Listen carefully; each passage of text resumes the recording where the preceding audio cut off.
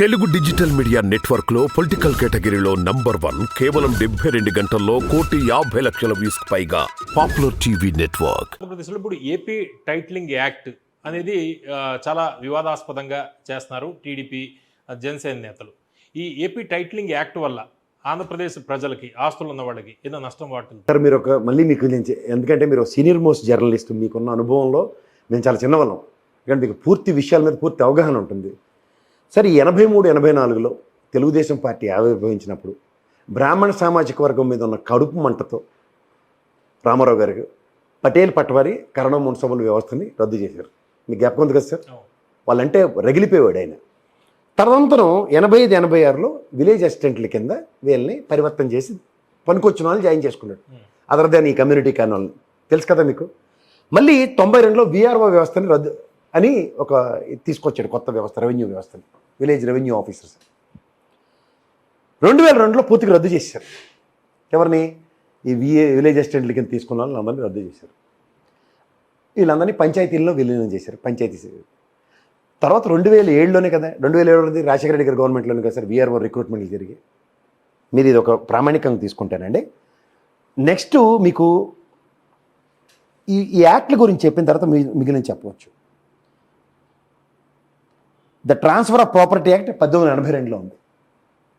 Indian evidence act 1872లో ఉంది. The land acquisitions act 1894, the Indian stamp act 1899, the registration act 1908, the Andhra Pradesh right in land and Pattadar passbooks act in 1971, the Andhra Pradesh civil codes act 1972, the real estate regulation RERA 2016లో ఈ తెలుగుదేశం గవర్నమెంట్లో వచ్చింది. The right of fair competition and transparency in land acquisitions, rehabilitation and resettlement act 2013. 2013 భూ నిర్వాసితుల చట్టం, ఇది మనం అందరూ మాట్లాడుకునేది. తెలుగు స్టాంపుల తర్వాత వచ్చిన చట్టం ఒకటి, తర్వాత మీకు రెరా.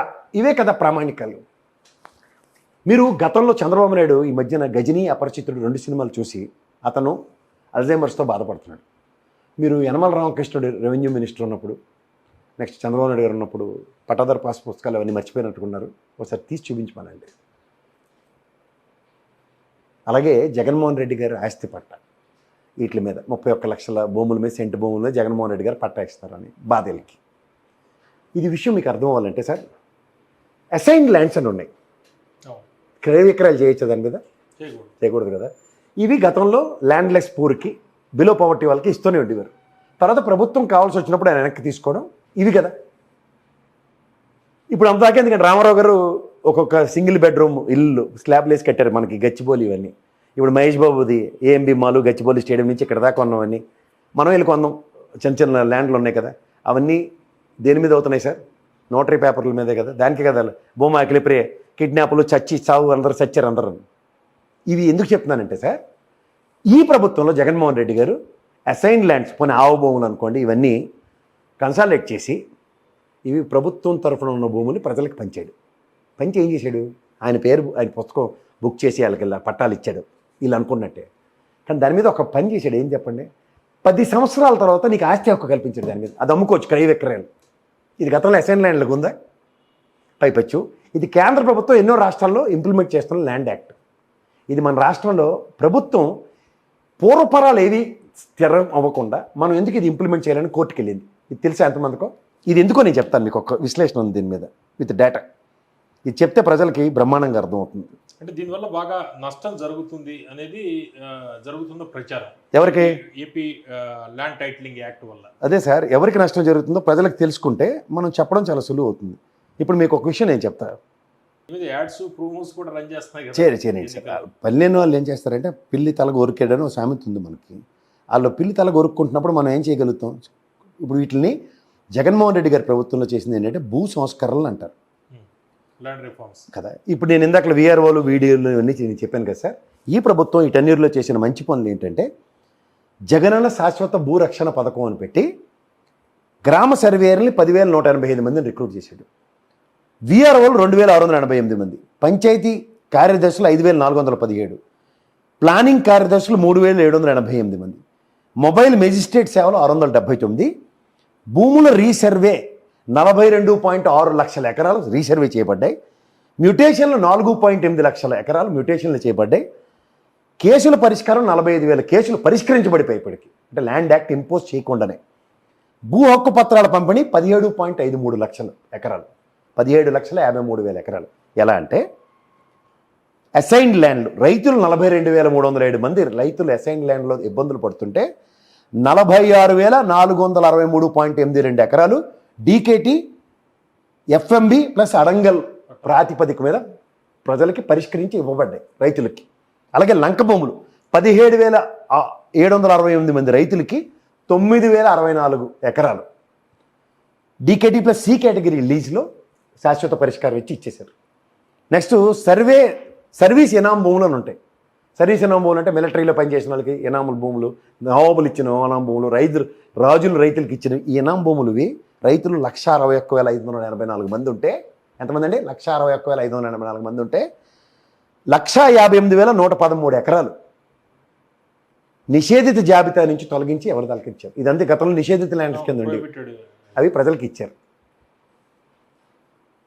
అలాగే చుక్కల భూములు గతంలో మనకు కొట్టుకు సచివాలయం చూడండి, చెన్నై నుంచి ఈడు ఎత్తికెళ్ళిపెట్టాడు, అల్లాడు ఎత్తికెళ్ళిపెట్టాడు, తెలుగుదేశం ఆయనలో గవర్నమెంట్లో గాబరా పడేవాళ్ళం.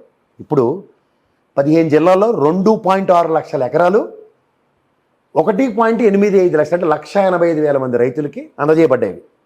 అలాగే పోడు భూములు పంపిణీ 130,368 మంది రైతులకి 2,87,710 ఎకరాలు ఆర్ఓఎఫ్ఆర్ పథకం కింద ఇచ్చేశారు. షరతుల పట్టా భూములని ఉంటాయి.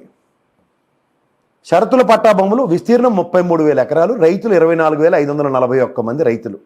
వీళ్ళకి భూమి కొనుగోలు పథకం కింద భూములు అందించబడ్డాయి. అసైన్డ్ భూములు యాజమాన్య చట్టంలో 27,41,698 మంది ఉంటే 15,21,160 ఎకరాలు ప్రజలకు ఇవ్వబడ్డాయి అసైన్డ్ భూములు. శ్మశాన వాటికలు 1,563 కడితే 951 ఎకరాలు ప్రభుత్వం సేకరించి శ్మశాన వాటికలు కట్టింది.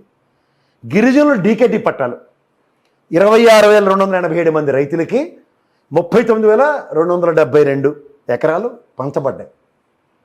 పునరుచ్చారణ పట్టాలన్నీ ఉంటాయి. ఇవి 25,380 మంది రైతులకి 40,930 ఎకరాలు ప్రభుత్వం అందించింది.